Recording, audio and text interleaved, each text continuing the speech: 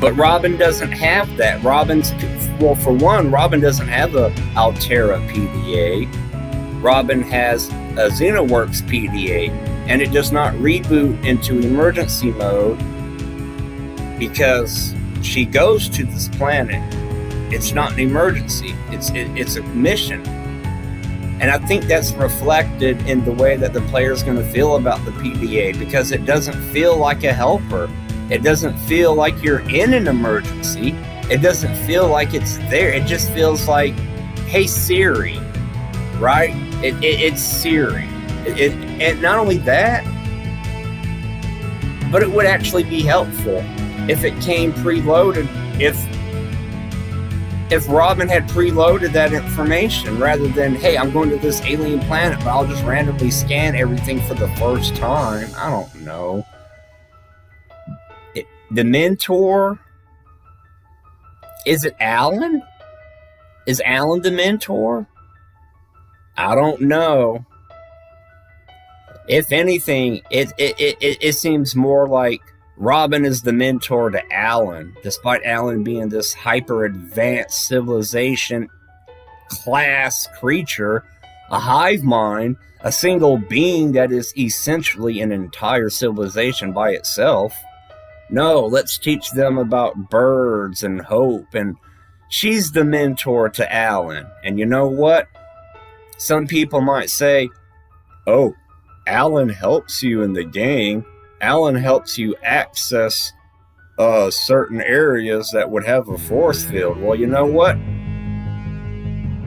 They're called purple keys, or orange keys, or blue keys. You remember from Subnautica? Yeah. It was suggested that precursors cooperated with other alien species because they put force fields on their buildings. And those force fields didn't keep other precursors out. The precursors created the tablets as keys to give to members of other alien races they were working with and cooperating with, to give access to their facilities to other individuals that were deemed, they were allowed, they were given permission. Henceforth, they were given keys. So if we didn't have Alan in our mind, we could access all the sanctuaries we wanted, and that's not even conjecture, because in several patches ago, they had the precursor keys. They had the tablets. You had to scan the fragments, then you had to build the keys, and then when you needed to have one of the keys with you to insert to the console to unlock the precursor force field. Hey, we all remember that, but no, they removed that. Now we have Alan in our mind. And you know what? The only reason we need to get into any of these barriers are for body parts. We're not learning more about the lore. We're not learning more about the precursors. We're not learning more about 4546B. We're not learning more about the Corral. We're not learning more about who and what the precursors are or what they do. We don't learn anything. We go in there and, oh, there's an ion cube. There's a couple ion cubes. Oh, look, here's some plants that you can't harvest. Wow, gee, I really appreciate that. Hey, here's this big crystal castle with a couple rubies in it. It's pretty empty and there's nothing to it. Here's this big monolithic structure. There's nothing on it but this one little thing for you to scan at the bottom. Okay, you can go now. Go away now. Bye-bye. The only reasons we go into these facilities are to scan body parts to help Alan. We help Alan. Alan needs our help. The super advanced alien needs us. We are the mentor to him. We teach him about humanity.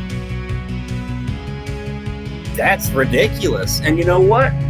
In a previous story for Below Zero that they changed, they had it set where if Robin didn't get Alan out of her mind, she was going to have like an embolism or like a stroke. Her brain was under the stress of having an alien entity inside of it. It's like trying to force 100 gigabytes in a 100 megabyte storage capacity, right? It was a ticking time bomb. It's like she had to get Robin out of her head or she was going to die. I don't know why, but they removed that entirely. As it stands now, Robin has already, she doesn't receive help, she gives help. Alan is the helpless little baby. He's a helpless little baby, man. We save Alan from his containment cube that's losing power, that conveniently waits until the moment that we rescue him. He's stuck in our mind. And poor Alan. I still haven't made a Let's Talk video for him. But Alan's at our mercy, completely at our fucking mercy. If he absolutely doesn't share everything he knows, he risks dying permanently. If Robin dies while he's in Robin's brain, so for his own survival, he's got to help Robin. Except he doesn't help Robin. He doesn't remember anything. He doesn't tell Robin anything useful. He doesn't tell Robin anything about people that she didn't already know. In such a small map, giving directions to an area isn't very effective or helpful or useful. I mean, a player just bored wandering around is going to find everything. Alan's not a helper. He's not a mentor. What about Maida? You know what? As badass as Maida is, fought and killed a Reaper, fought and defeated a young Reaper all by herself, and then fought and killed that Reaper's fucking mother all by her fucking self. Bad the fuck ass. And you know, this is a topic for another video, but apparently she's so fucking badass, she rode a dead carcass?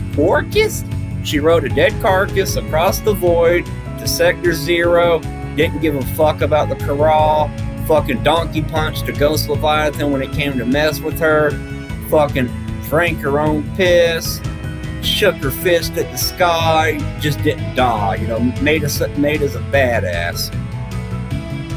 She don't do a damn thing for us. We don't need her help at all. As a matter of fact, you know what? Maida needs our help. Maida needs our help. We help her.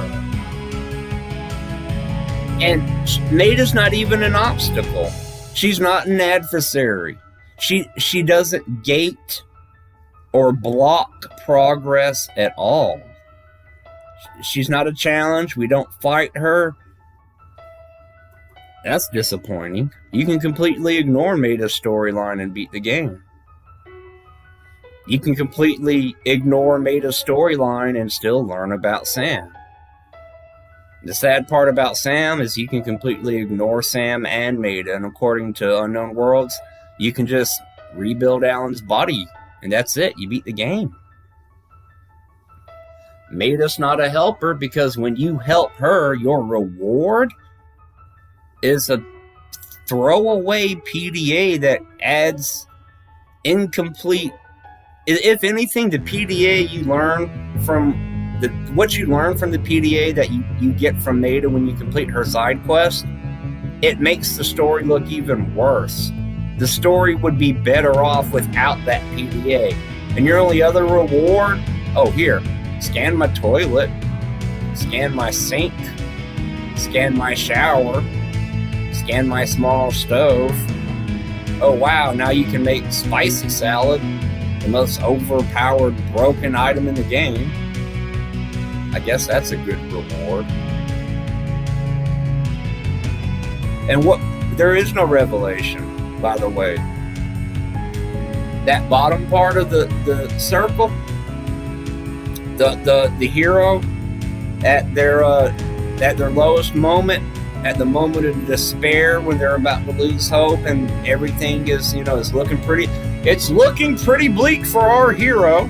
Will he be able to finish this entire discussion in time? Stay tuned for the next episode of Let's Talk Below Zero.